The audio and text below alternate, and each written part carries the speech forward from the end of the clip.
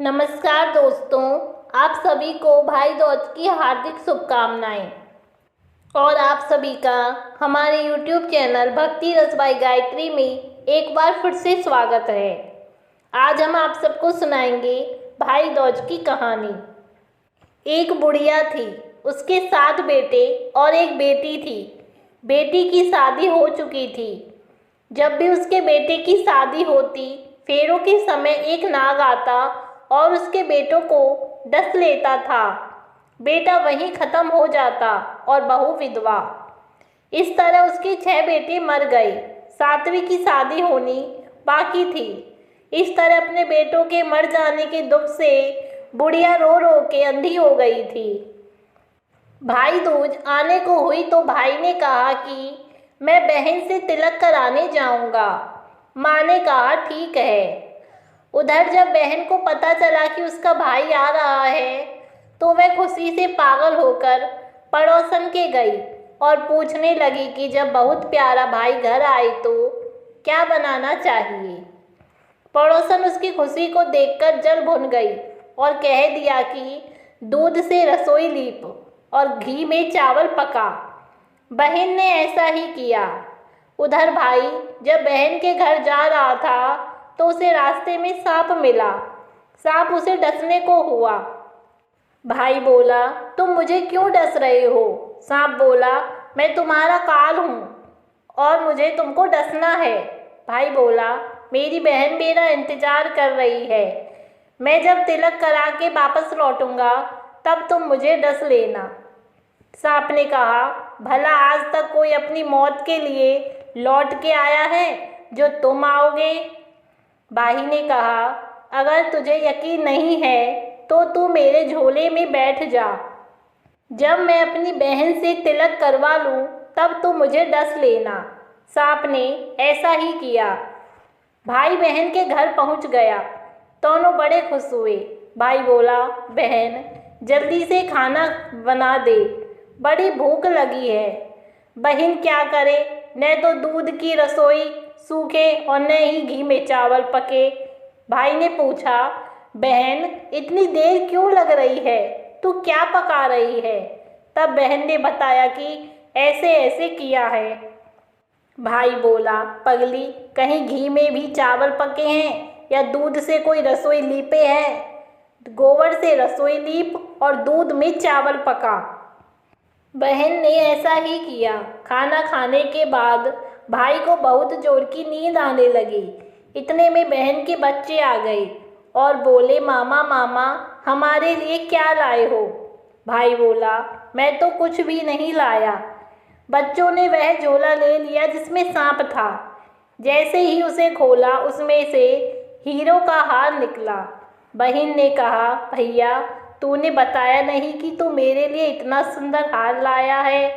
भाई बोला, बहना तुझे पसंद है तो तू ले ले, मुझे हार का क्या करना। अगले दिन भाई बोला, अब मुझे जाना है, मेरे लिए खाना रख दे। बहन ने उसके लिए लड्डू बना करके एक डिब्बे में रख दिए। भाई कुछ दूर जाकर थक कर एक पेड़ के नीचे सो गया। उधर बहन के बच्चों को जब भूख लगी तो माँ से कहा कि माँ खाना दे दो। माँ ने कहा, खाना अभी देर में बनेगा। तो बच्चे बोले कि मामा को जो रखा है वही दे दो। तो वह बोली कि लड्डू बनाने के लिए बाजरा पीसा था, वही बचा पड़ा है चक्की में, जाकर खा लो। बच्चों ने देखा कि चक्की में तो सांप की हड्डी पड़ी है। यही बात माँ को आकर के बताई तो वह बावड़ी सी होकर भाई के पीछे पीछे भागी। रास्ते भर लोगों से पूछते गई कि किसी ने मेरा गैर बटोई देखा, किसी ने मेरा बावड़ा सा भाई देखा। तब एक ने बताया कि कोई लेटा हुआ एक पेड़ के नीचे, देख ले वही तो नहीं है तेरा भाई। भागी भागी पेड़ के नीचे पहुंची, अपने भाई को नींद से उठाया। भैया भैया कहीं तूने मेरे लड्डू तो नहीं खाए? भाई बोला, अरे लिए ले तेरे लड्डू, नहीं खाए मैंने, ले दे के लड्डू ही तो दिए थे। उसके पीछे पीछे आ गई। बहन बोली, नहीं भाई तू झूठ बोल रहा है, जरूर तूने खाया है, अब तो मैं तेरे साथ चलूँगी। भाई बोला, तूने मान रही है तो चल फिर। चलते चलते बहन को प्यास लगी। वह भाई को कहती है कि मुझे पानी पीना है। भाई बोला, अब मैं यहाँ तेरे लिए पानी कहाँ से लाऊं? देख, दूर कहीं चील उड़ रही है, चली जा वहाँ, शायद तुझे पानी मिल जाए। तब बहन वहाँ गई और पानी पी करके जब लौट रही थी तो रास्ते में देखती है कि एक जगह जमीन में 6 शिलाएं गड़ी हैं और एक बिना गड़े रखी हुई थी। उसने एक बुढ़िया से पूछा कि ये शिलाएं कैसी हैं? उस बुढ़िया ने बताया कि एक बुढ़िया है, उसके 7 बेटे थे। 6 बेटे तो शादी के मंडप में ही मर चुके हैं, तो उनके नाम की ये शिलाएं जमीन में गड़ी हैं। अभी 7वें की शादी होनी बाकी है। जब उसकी शादी होगी तो वह भी मंडप में ही मर जाएगा, तब यह 7वीं शिला भी जमीन में गड़ जाएगी।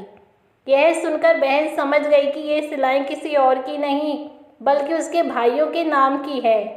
उसने उस बुढ़िया से अपने 7वें भाई को बचाने का उपाय पूछा। बुढ़िया ने उसे बतला दिया कि वह अपने 7वें भाई को कैसे बचा सकती है। सब जानकर वह वहाँ से अपने बाल खुले कर कर पागलों की तरह अपने भाई को गाली देती हुई चली। भाई के पास आकर बोली, तू जलेगा, कटेगा और मरेगा। भाई उसके ऐसे व्यवहार को देखकर चौंक गया, पर उसे कुछ समझ में नहीं आया। इसी तरह दोनों भाई बहन अपनी माँ के घर पहुँच गए। थोड़े समय के बाद भाई के लिए सगाई आने लगी। उसकी शादी तय हो गई। जब भाई को सेहरा पहनाने लगे तो वह बोली, तू क्यों सेहरा बांधेगा? सेहरा तो मैं पहनूंगी, यह तो जलेगा और मरेगा। तब लोगों ने परेशान होकर सेहरा बहन को दे दिया। बहन ने देखा कि उसकी कलंगी की जगह सांप का बच्चा था। बहन ने उसे निकाल के फेंक दिया। अब जब भाई घोड़ी चढ़ने लगा तो बहन फिर बोली, ये घोड़ी पर क्यों चढ़ेगा? घोड़ी पर तो मैं बैठूंगी, ये तो जलेगा मरेगा और इसकी लाश को चील कौवे खाएंगे। सब लोग बहुत परेशान हुए। सब ने उसे घोड़ी पर ही चढ़ने दिया। अब जब बारात चलने को हुई तो बहन बोली, ये क्यों दरवाजे से निकलेगा? ये तो पीछे के रास्ते से जाएगा, दरवाजे से तो मैं निकलूंगी। जब वह दरवाजे के नीचे से जा रही थी तो दरवाज़ा अचानक गिरने लगा। बहन ने एक ईंट उठाकर अपनी चुनरी में रख ली और दरवाज़ा वहीं की वहीं रुक गया। सब लोगों को बड़ा अचंभा हुआ। रास्ते में एक जगह बारात रुकी हुई तो भाई को पीपल के पेड़ के नीचे खड़ा कर दिया। बहन कहने लगी, ये क्यों छाँव में खड़ा होगा? ये तो धूप में खड़ा होगा, छाँव में तो मैं खड़ी होंगी। जैसे ही वह पेड़ के नीचे खड़ी हुई, पेड़ गिरने लगा। बहन ने एक पत्ता तोड़कर अपनी चुनरी में रख लिया। पेड़ वहीं की वहीं रुक गया। अब तो सबको विश्वास हो गया कि यह बावली कोई जादू टोना सीख कर आई है, जो बार बार अपने भाई की रक्षा कर रही है। ऐसे करते करते फेरों का समय आ गया। जब दुल्हन आई तो उसने दुल्हन के कान में कहा, अब तक तो मैंने तेरे पति को बचा लिया, अब तू अपने पति को बचा और साथ ही अपने मरे हुए जेठों को बचा सकती है। फेरों के समय एक नाग आया। वो जैसे ही दूल्हे को डसने को हुआ, दुल्हन ने उसे एक लोटे में भर के ऊपर से प्लेट से बंद कर दिया।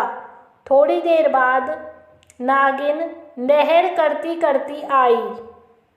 दुल्हन से बोली, तू मेरा पति छोड़। दुल्हन बोली, पहले तू मेरा पति छोड़। नागिन ने कहा, ठीक है, मैं तेरा पति छोड़ दूंगी।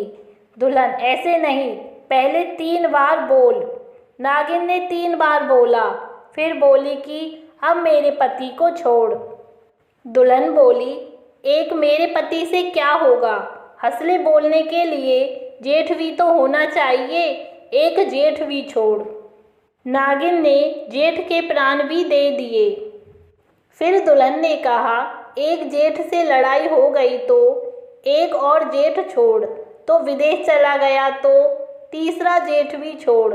इस तरह एक एक करके दुल्हन ने अपने 6 जेठ जीवित करा लिए। उधर रो रो के बुढ़िया का बुरा हाल था कि अब तो मेरा 7वां बेटा भी बाकी बेटों की तरह मर जाएगा। गांव वालों ने उसे बताया कि उसके 7 बेटा और बहुएं आ रही हैं। तो बुढ़िया बोली, अगर यह सच है तो मेरी आंखों की रोशनी वापस आ जाए और मेरे सीने से दूध की धार बहने लगे। और ऐसा ही हुआ। अपने सारे बहू बेटों को देखकर वह बहुत खुश हुई और बोली, यह सब तो मेरी बावली का किया हुआ है, कहाँ है मेरी बेटी। सब बहन को ढूंढने लगे। देखा तो वह भूसे की कोठरी में सो रही थी। जब उसे पता चला कि उसका भाई सही सलामत है तो वह अपने घर को चली। उसके पीछे पीछे सारी लक्ष्मी भी जाने लगी। बुढ़िया ने कहा, बेटी पीछे मुड़ के देख, तू सारी लक्ष्मी ले जाएगी तो तेरे भैया भाभी क्या खाएंगे। तब बहन ने पीछे मुड़ के देखा और कहा, जो माँ ने अपने हाथों से दिया वह सब मेरे साथ चल, बाकी का भाई भाभी के पास रहे। इस तरह एक बहन ने अपने भाई की रक्षा की। आप सभी को ये कहानी कैसी लगी कमेंट्स में ज़रूर बताएं और मेरे चैनल भक्ति रस बाई गायत्री को लाइक शेयर एंड सब्सक्राइब करना ना भूलें।